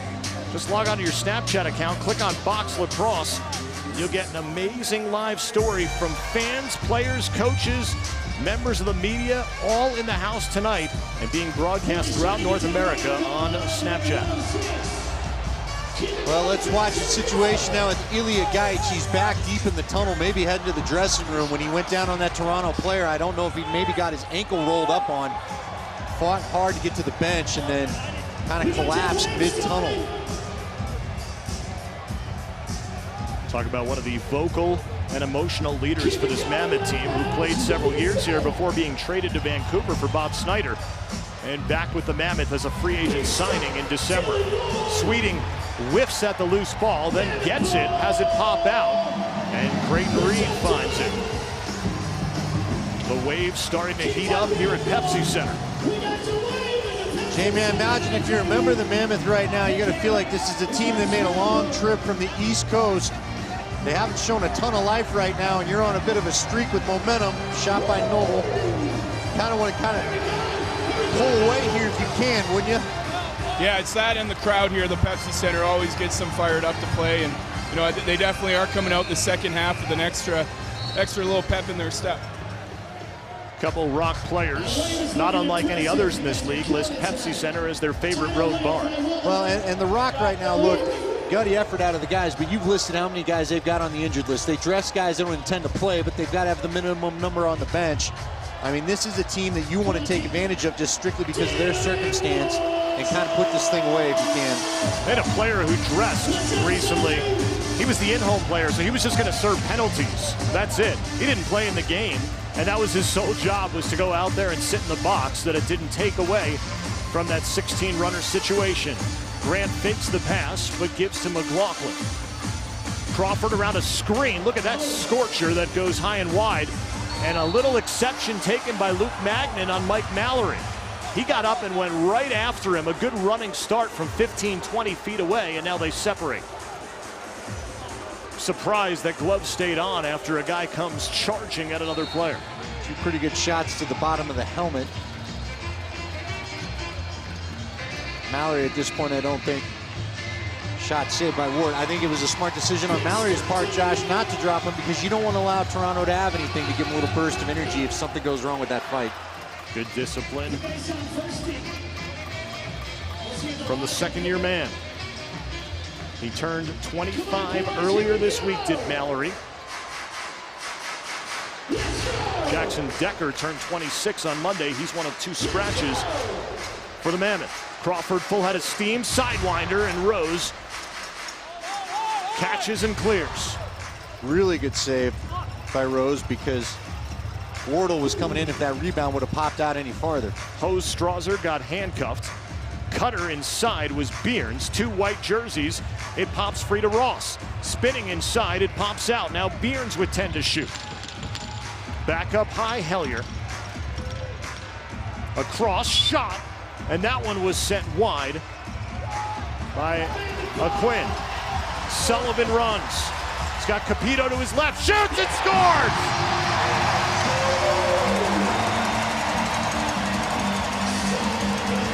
Two goals on the season, both at home for the rookie free agent signing.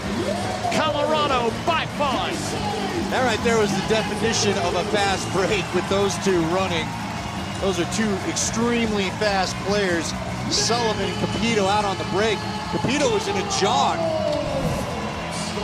That ball got up for it quickly, and a nice finish there, and you can feel Colorado really trying to take control of this game. A 4-0 run for Colorado. Sullivan has now played in 5 straight games after not playing for a month and a half. The Mammoth may have found somebody on the back end. He had a goal here at Pepsi Center in the 9-7 win over Saskatchewan back in February. And assists on the road at New England on the 2nd in the win, and at Georgia in the loss on April 10th. Hellier inside, and Dylan Ward makes it look easy. Everybody clap your hands. Energy back in the building at Pepsi Center. Really lacked last week, and let's face it, when a team scores 5 goals, that can happen. 7 tonight for Colorado, coming off an 8-goal performance in Saskatoon. Noble clears to the top. Grant can't handle, but gets his own rebounder, does he? Coming away with it one-on-one with Ross. Flips back up to the point. And there's nothing there. Crawford stays on momentarily as he takes some wax from Hostrauser. Jeff Gilbert leaves for the offense in Casey Beerns. And there's another late shot. John Grant Jr. just got dumped as a Toronto player stepped off the bench, hit Jr., and went back on the bench. Now Capito has an opportunity. Exact same play Sullivan ran. Leaves for his trail man. Shot from Gillis. He sent it high. 3rd shot of the game for Gillis, who entered the game with the 2nd highest shooting percentage in the NLL. That's going to drop here this evening. Jamie, you've got a front row seat for what are some battles out there. Any idea why the shot on Junior? Are they just trying to draw a fight at this point?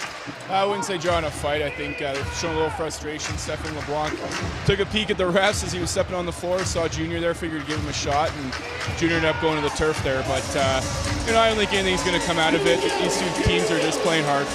Crawford from Reed in front, twister shot, and he sent it wide to the far post. Now Crawford gives a little extra shove. And who's the penalty on? Looks like it's on Hellier. Looks like it's on Toronto. We'll get it sorted out on the other side of this break. Josh Sullivan with his 2nd goal of the season. Colorado 7-2.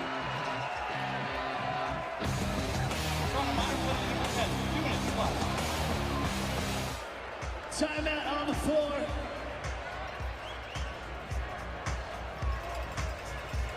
Colorado Mammoth playoffs presented by Honey Smoked Salmon are coming to Pepsi Center.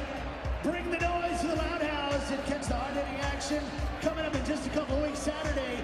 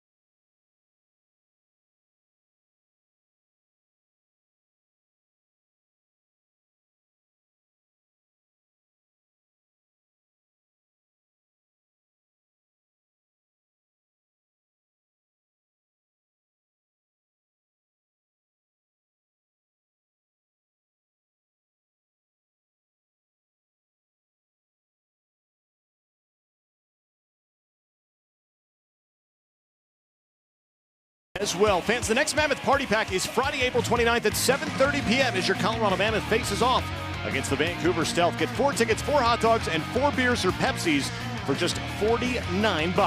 Visit coloradomammoth.com and get your party pack today.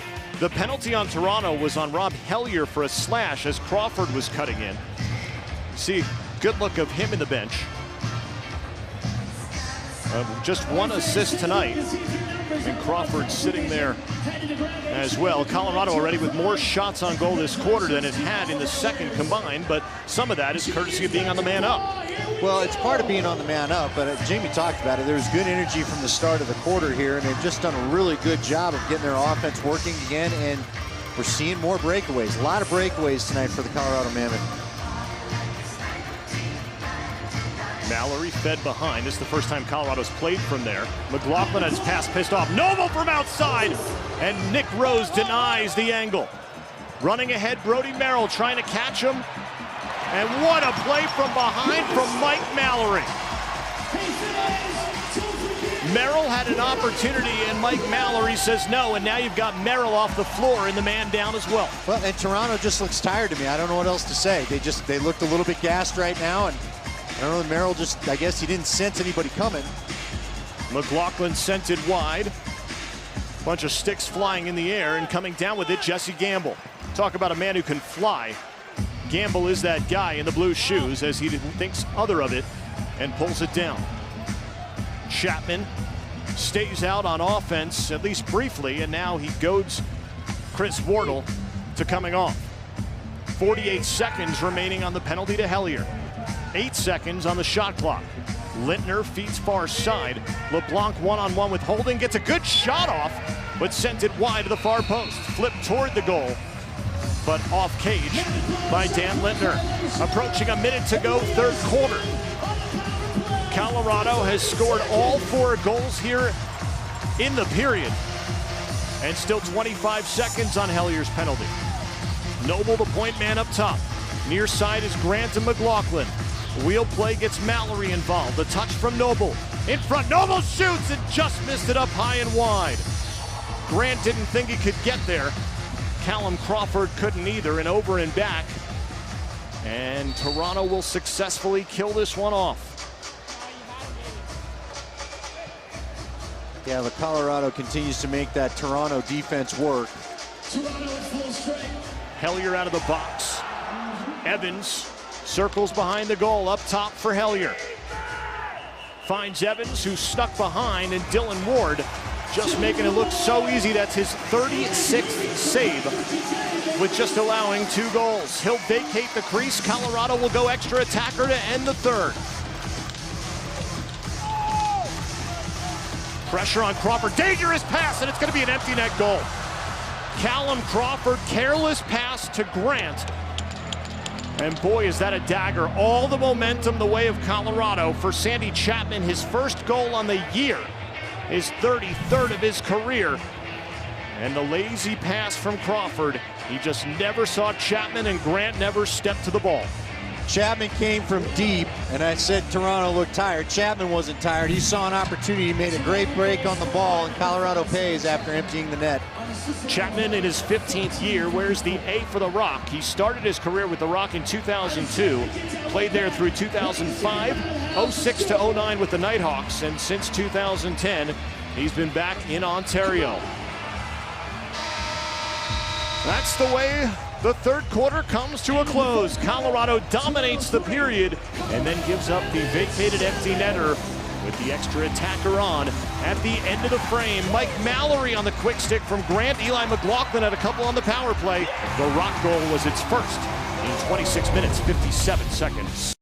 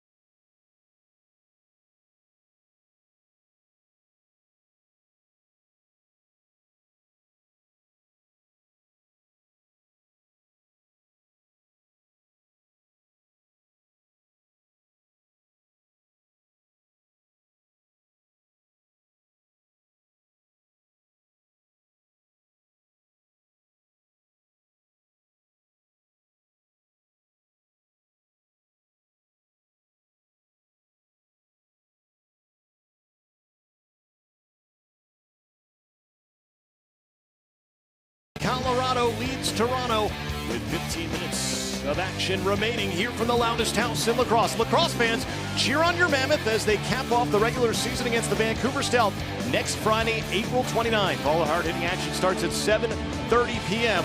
live on Altitude, your home of the Colorado men. Who knows? That could be your playoff preview. It's possible.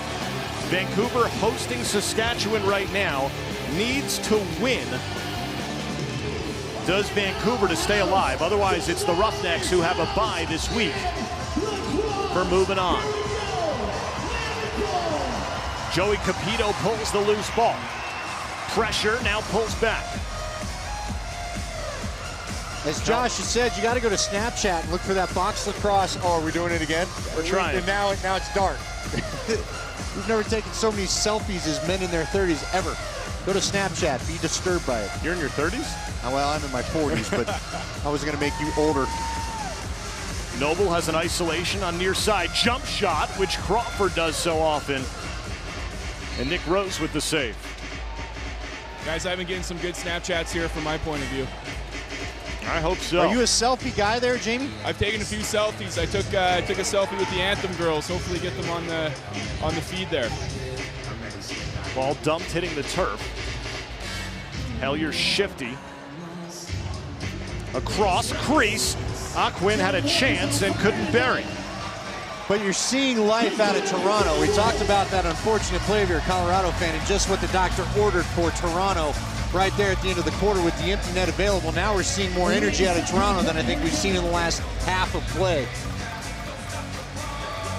Well, we'll see if Ward can keep up his incredible pace. And you have to remember, one of those goals is not credited against him on the empty net. 5 to shoot as Colorado's offense vacates, and Wardo will just dump to the corner. Hope Colorado stays aggressive. No need to shut it down. I'm not suggesting that they even think about it anyway, but this is a team that after last weekend, I think you want to try to find a good rhythm, Jamie, and probably you want to feel good about yourself going into the playoffs, and you could have the right two teams depending on what Toronto does the rest of this quarter and possibly a stealth team next week that could be out of it. Yeah, you said it. Momentum is huge, and just that good feeling. You know, these guys, being professional athletes, they win by win, or they live their lives by wins and losses. After a weekend like they just had, where they lose 2 in a row, 5-6 full days to play again, these guys are itching to get back at it. The week goes so much smoother after a win. A couple sloppy possessions in a row for Colorado. The Rock eliminated again from the postseason as an outside shot from Toronto. It's Casey Byrnes who put a little mustard on that one. His 26th on the season, and Toronto hanging around right there. Double threes on the jersey. The Rock trailing by 3. Well, you called it a couple sloppy possessions. There's nothing special about this. Just give him a little room, and then he threw it past Ward. Ward probably would want that back with how well he's played tonight. He's been good about cutting off that angle there, but Jamie, it's all of a sudden, like we said, Toronto looked like they were kind of interested in jumping on the plane and getting home. Now it looks like they've changed their mind. Yeah, they're playing for pride. You know, one thing Dylan Ward, I see a lot of, he lets those goals go, and we call him 6-hole. You know, 5 holes between the legs, 6-hole is kind of in between the arm. He reached out, and it kind of went in between his jersey and his hand. I'd like to see him be able to step out and save those more often. Assists on Byrne's goal to Brody Merrill and Nick Rose. Rose, who actually scored a goal back in February. Credit for a helper on that play. Another sloppy pass from Colorado, and another turnover by the Mammoth. We've seen 3 missed passes down there. I don't know if something's distracting the guys, but it's just odd that in the same spot they've all missed passes. Saved by Ward off the shot of Hellyer, but they'll say no, it wasn't. Looked like there was a deflection, and the ball changed angles, but it'll belong to the home team. Under 12 to go. Colorado, 6 home wins this season. A victory tonight would tie a team record. And of course, a win tonight would also give the team a chance to set a new team record next week against Vancouver. Rob Marshall one-on-one defending John Grant. Ball pops out of his stick, and another turnover for Colorado.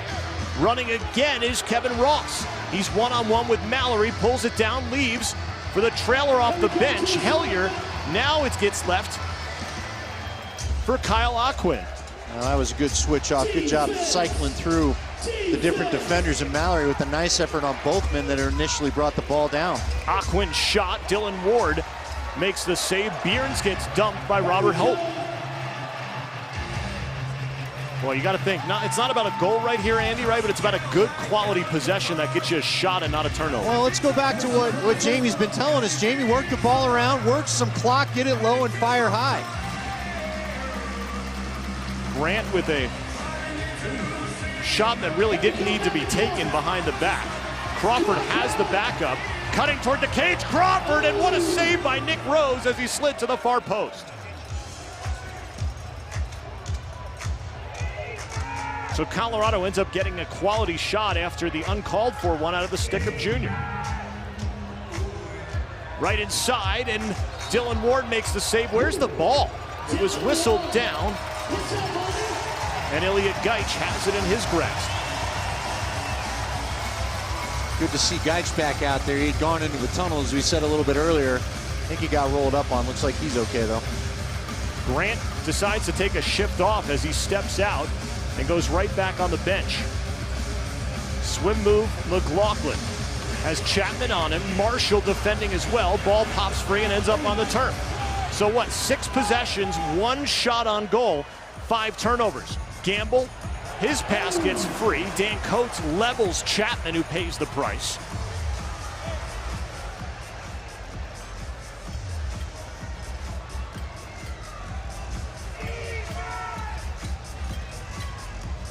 Aquin, sends far side. Dancing and passing way too high on the shot. Nice loose ball by Jordan Gillis as we're under 10 to go. Jamie, it's interesting that last possession was set up by one of those little flip back passes. You told us last week you better connect on those if you're going to do it, or otherwise you get a turnover just like that. Yeah, that's one of my most feared passes in box lacrosse. I don't like it. I think there is a time and a place for it, and I don't think that was a time or place. You had Cam Holding and Robert Hope, 2 defensive guys playing up in the front end. John Grant took a step back shot that went wide of the goal, up into the stands, which brings us to a timeout on the floor. Casey Bierns, one of 3 Rock players to build Dylan Ward tonight. 7-4 Mammoth.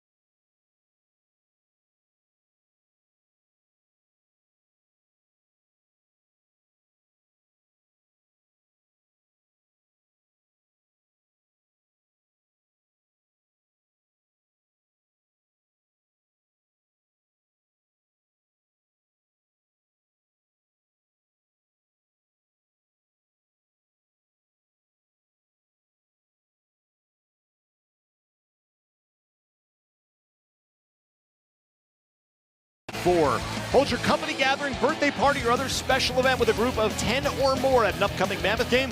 Call 303-405-1101. That's 303-405-1101 for special pricing, group information, or visit coloradomammoth.com. It will be Toronto possession. The Mammoth faithful looking for another victory here tonight. The first 6 games of the season at home, 6 wins by a combined 7 goals. Colorado has 5 wins this season, coming by 1 goal. No other team has more than 3. LeBlanc from outside on a set play. Ward makes the save, ball loose, and the captain comes up with it. Long strides from the 29-year-old. He played college lacrosse with Adam Jones at Canisius. He was a fellow first-round pick by the Mammoth in 2011 with Adam Jones. Crawford shot, and Nick Rose was in the right spot at the right time. But another possession with not a lot of passing. Crawford, of course, your main passing guy, but guys just aren't cutting for him right now.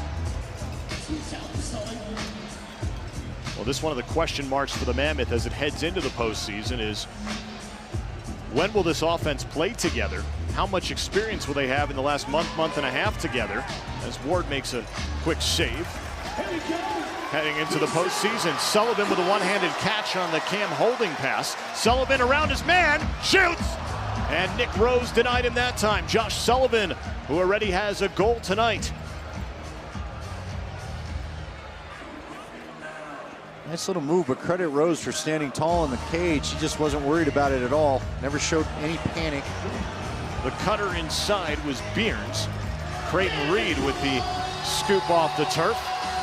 Midpoint fourth quarter.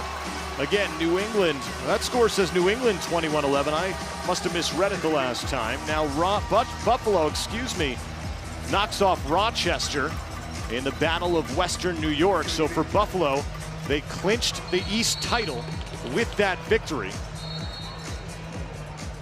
If New England indeed lost, we got to see that.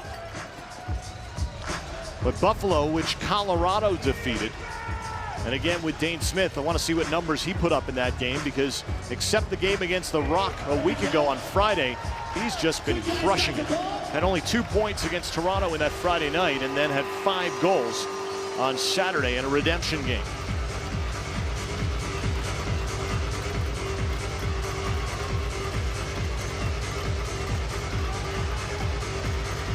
Grant one-on-one.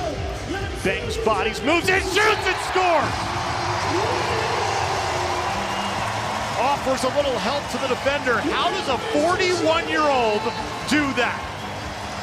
Apparently he still has beast mode, but Marshawn Lynch decided he would give up. You just see it there. He knocks the defender to the ground. Now, he's been having some battles there. I think John actually is just trying to check on the defender. Well, he went down awkwardly, too. Yeah, Hostrauser looked like he lost his footing a little bit. From up here, it looked like there was a bull dodge move that might have freed him a little more than the replay showed. And I think that ankle tweaked a little bit, too, but that's just Junior. Junior is not a small man. He's not shrinking in his age at all. Andy, you said, how does a 41-year-old do that? It's definitely not with speed. But Junior, being a smart lacrosse player, loves to play the game, loves to get involved, loves to contribute. That's how he's going to get his goals. The assists on the grand goal to McLaughlin and Callum Crawford. Grant around the McLaughlin pick. Now Grant going at it again. Twister behind the back. He scored that way here at Pepsi Center 8 days ago. Yeah, you see, this is what can happen to the Mammoth. This is what's killed them in the past, is they get on a good run and then they stop moving the ball. There was one pass on that offensive possession and then a one-on-one play. Shot from Lintner. Denied. Way up front is Callum Crawford. He's alone.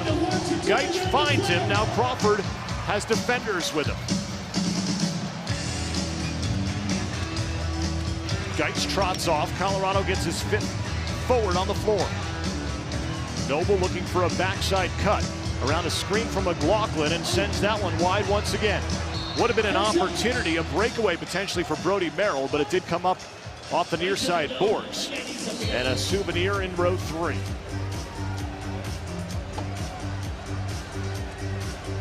Keep our team fired up, Mammoth fans. Flip, shot, goal. Lintner around a screen and pick from Hellier. It's Toronto's 5th of the evening. And once again, still within that 3-goal margin. So offside for us. Looked like a nifty little play. We'll get a better look at least from our angle on the replay. And there it is. That just is a shot. You see it there in the replay, Jamie. That just fooled Dylan Ward. He did not get the look he wanted at that. Yeah, he definitely didn't have any eyes on that one at all. Great job by the Toronto Rock player doing that little flip pass, and he's in a shooting lane and decided to shoot. He hit the bottom far pipe there. And yeah, like you said, Dylan Ward did not have eyes on that. Colorado's season low for goals allowed was 5 on January 23rd against the Vancouver Stealth. In game number 4 of the season, the Mammoth started 4-0, then lost a couple. Tonight, Colorado looking to end its longest losing streak of the season at 3. Hellier with another assist. He's got 101 points this season as Ward makes a save. And back in by Colorado is called. Kyle Aquin had an assist as well. Mike Wood says, was it back in? It hit off my shoulder. I never had possession. 4:52 remaining in regulation. Colorado with an 8-5 lead. The regular season conclusion of this game is next.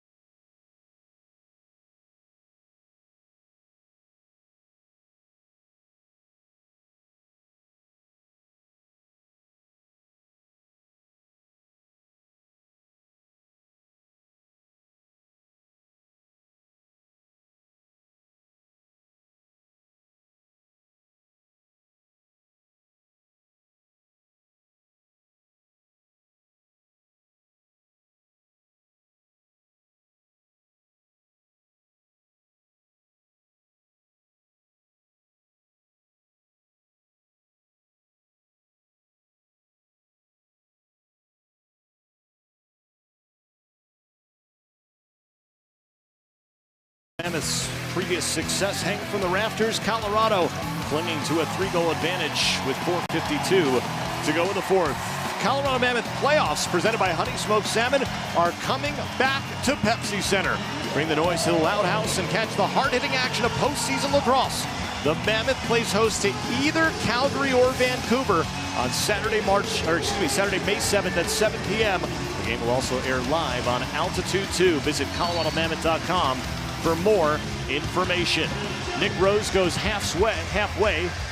Set play, LeBlanc bounce pass, and it's good he didn't come off because Colorado would have had a breakaway the other way with an empty net. Capito leads the charge, leads for Noble. I'm being told now, in fact, it was New England who won big, 21-11. And also that Dane Smith did set the record for single season points. Congratulations to him. Grant shoots. It touches Rose. It goes in. John Grant Jr. has just tied Ryan Langtry for the most goals in a career in Mammoth history. 230. Hats off to number 24. And that last one was sneaky, as you see it there. It fires in and just not enough. It took a hop in the 5-hole, and it got slowed a little bit by the calf of Rose, but it found its way in. I don't know, Jamie, would you put money down that we probably see him take the lead over Langtry before it's all said and done with another game or two to go in the season at least? Yeah, the way he's going this game, he's very calm. You know, I mentioned speed is not going to be his forte this game, but, you know, very identical play, back up his defender. Nick Rose got an unlucky bounce. He moved to the right spot there, but yeah, look for Junior to keep pressing. There's no doubt in my mind that he's going to continue to go. Gamble takes a quick shot, a behind-the-back pass from Robert Hope. Grant now with 2 goals and 3 assists. Callum Crawford has that total as well as he gets a helper, and Jeremy Noble with his second assist of the evening.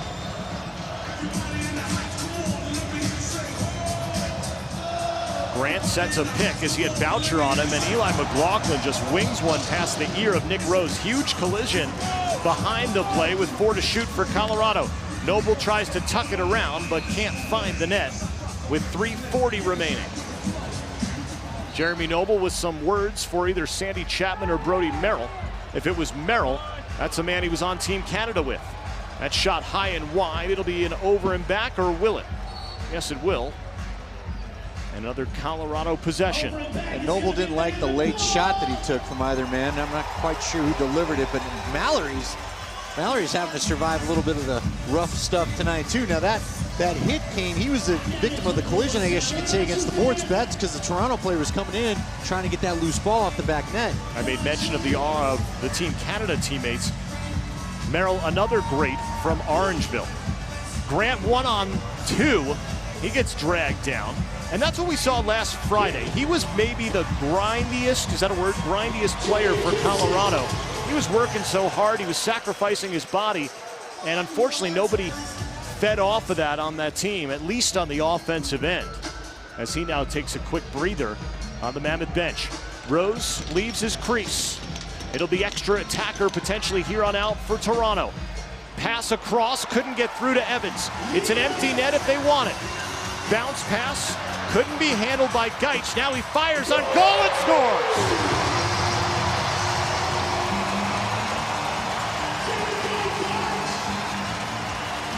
For Geitch, his second goal of the game, 7th on the season, the assist to Cam Holding on what was an unusual slow-breaking play. No chance for Nick Rose, and Colorado doubling up Toronto. I imagine, Jamie, you've got to admire some of the discipline there by Cam Holding. It looked like early on after he got the ball, he wanted to try to launch it three-quarters floor and get that long goal, but made the better decision to pass it up floor and get it to Geitch. Yeah, he caught the Toronto Rock on what I think was kind of a poor setup there on their 6-on-5. Nick Rose had just got to the bench. They had an untimely shot, and yeah, you're exactly right, Andy. Cam Holding played that play perfect, and Ilya Geitch made no mistake. Battling for the ball, and over and back called against Toronto for Cam Holding. Back-to-back games now with 2 assists. As he gets that one on the empty netter by Geitch. Cause for celebration in the Mile High City tonight, as Colorado's going to come away with a victory. Look, I know that you've got the nice lead. You've got reasons to feel good about yourself. Gentlemen, I wouldn't mind seeing Colorado using this last couple minutes on these offensive possessions to do just that. Well, get that shot, but move it around. I want to see some of what Jamie is talking about. Move it around, set up your offense, use this. You know, you don't want to call it practice time, but let's be honest about it. Use it to try to get some things right in your offense. Make it smart possessions. Nick Rose will stay in the cage for the final 105 seconds. Fans rise to their feet in Colorado tradition. Face dodge, Hellier, safe. And now a 2-on-1 for Colorado, but there was a penalty behind the play on the Mammoth. Looks like it might have been a holding the stick penalty against Bryce Sweeting. We'll get the official word from the crew chief. And the Mammoth will be down a man. Colorado minor penalty number 94. 2 minutes, illegal cross-check. So they'll go down once more. They've been good on this man-down situation tonight. Callum Crawford in the box a couple times tonight. That's a little bit unusual. Well, and here's Sweeting to sit. Oh, yeah, my bad. Got my numbers mixed up. Hey, Jamie, we've talked a lot about what's going on offensively, but when you look at 5 goals, and Dylan Ward's been great, they've done a lot of things right defensively tonight, haven't they? Yeah, and look at the shots on goal for the Toronto Rock. They have 52. And like I mentioned earlier, the way this Mammoth defense is set up is to give up low-quality shots and for Dylan Ward to see. And I mentioned as long as Dylan Ward's seeing the ball, not letting those 5-hole, 6-hole goals go in, his numbers are going to be fantastic. And I think this overall, this defense has played a pretty solid game. The Toronto Rock team looks like they have a depleted roster. It's sad to say that, but they're definitely playing that way. Mallory will just leave it on the far boards where Bill Postrauser picks up. Final 45 seconds. And for Colorado, good to get back to the winning ways. You know, the loss at Georgia was a little bit disappointing. Again, the Swarm used that to get going on a tear. And against Saskatchewan in what was considered the biggest weekend of the year, as Ward puts another hash mark on his save total. That was just disappointing to see what the offense was able to muster in those two. Well, it really was. There's no denying that at all. Now, you wish, and Josh, you've talked about it, you can wish for a lot of things. We're hoping in the Colorado area to see this offense get full-fledged. They're without Adam Jones tonight, and now we've got a tussle near the bench as there's been some tension, but not an overheating of those tempers. We'll see how things go towards the rest of the night, and that'll be that. But you're right, a good win for Colorado, and now maybe a chance to do it again depending on what happens with Vancouver's result tonight. For the Mammoth, improving to 4-0 when holding an opponent to single-digit goals, this tying the season low. And for the Mammoth, matching a franchise record for home victories, now 7-1 at Pepsi Center. And that was one of the goals for the coaches, re-establish Pepsi Center as a tough place to play for the opponents. They've done that knowing they have a home game coming up in a couple weeks in the postseason. The Ford player of the game tonight, he's the man on your screen. 49 saves between the pipes. You can feel good about a lot of things in Colorado. We've talked about some of the things you want to see differently on offense, but when it comes to Dylan Ward, Mammoth fans can feel good. He's playing some of his best lacrosse he's played in a Mammoth uniform. And like we said earlier, despite the losses last week, Dylan Ward still played very, very well. Yeah, he certainly did, and he actually kept Colorado in the game in several of those instances. Did Ward. We'll step aside and be right back from the loudest house in lacrosse. A quick game, pretty clean game. Callum Crawford added to his assist total. Back in a moment. Colorado wins 10-5.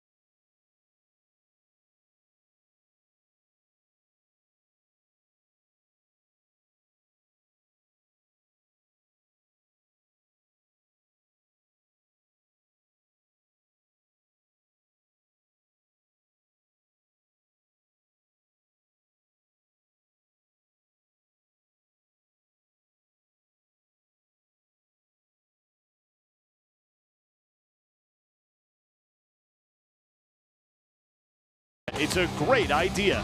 By Trailer Source, your location for all trailer and RV products. Visit us at trailersourceinc.com. And by the legendary Toyota 4Runner in your hometown Toyota stores. Live your Colorado adventure with 4Runner and keep it wild. So the Colorado Mammoth keep it wild inside Pepsi Center, improved to 7-1 here in the home building this season. A 10-5 victory over the Toronto Rock. Wasn't the best looking game, only 3-2 at halftime, and then sloppy there in the fourth quarter, particularly the first 6 minutes. But a win is a win in this league, and there's still some work to do next week for the Mammoth. Yeah, look, you'll take them however you can get them right now. The offense got going a little bit. There's good things to build off of right now for Colorado. They're going to look to try to do that next week, although we find now that Vancouver's making things interesting against Saskatchewan, so they may be rolling into this building with something to play for. Yeah, the latest score update, Vancouver leading Saskatchewan 8-4 in that game, and that one's going to end in about an hour or so. So all eyes here in Colorado will be on that contest. Let's take a look at the final stats from tonight's game. Again, Dylan Ward with the save numbers are massive for him. And outside of that, I mean, the power plays did come through. That Colin Boucher double minor, if you want to circle something in the third quarter, he committed the double minor, 2 penalties that led to 4 penalty minutes. Eli McLaughlin converted on both. Yeah, Eli McLaughlin gets a couple of goals on that. They start to build some momentum. Colorado kind of took off from there. You see the shots on goal. 46 shots for Colorado, so they were more effective, obviously, than Toronto. I think they're still looking for a few more quality shots, maybe next week, and I would like to see the ball movement return to the offense, but really Colorado did what it needed to. You see the loose ball stats there. This is a quick game, too, for Colorado, so we'll see what happens with Vancouver. We'll see if they can't finish things off and come in with something to play for, but Colorado, this is the first step towards getting that momentum. You know the staff and GM Steve Govett wants as you head to the playoffs. Well, the coaches feel comfortable with their netminders, and specifically Dylan Ward being the starting man. Let's take a look at the upcoming schedule for the Mammoth. Again, back here on Friday night against Vancouver in the regular season finale. That game at 7:30 on Altitude. And that game for Colorado, a chance to potentially go to 12-6 on the season, which would be one shy of an all-time record for victories in a season. The West Division semifinal, again, Vancouver or Calgary, Saturday, May 7th, live at 7 p.m. from the Loudest House in La Crosse, and right here on Altitude 2. Yeah, you know what? It'd be interesting if it was Vancouver, but it seems to always be Calgary for Colorado in that first round. So we'll wait and see how it ultimately plays out, but you can see now there's still plenty of lacrosse to be played. But right now, all Colorado, in my mind, needs to worry about, as we said, get the momentum, starting with next Friday, roll in, feeling good about yourselves to that May 7th game. Colorado improves to 11-6 on the season and knocks off the Rock, improving its record against the East Division to 6-1 on the year. For Andy Lindahl, Jamie Shuchuk, and our entire production crew, I'm Josh Gross saying so long from Pepsi Center, where the Mammoth has defeated the Rock by a final score of 10-5. Be sure and join us for our next Mammoth telecast next Friday, April 29th at 7:30 p.m. as your Colorado Mammoth takes on the Vancouver Stealth. Again, that game could have playoff implications for the visitors. Tonight's telecast has been a production of Altitude Sports and is a copyrighted telecast of the National Lacrosse League, which may not be retransmitted, reproduced, or rebroadcast without the express written consent of the National Lacrosse League. Mike Mallory with a goal there. Eli McLaughlin a couple on the power play, and John Grant Jr. big in the fourth quarter. Colorado 10, Toronto 5.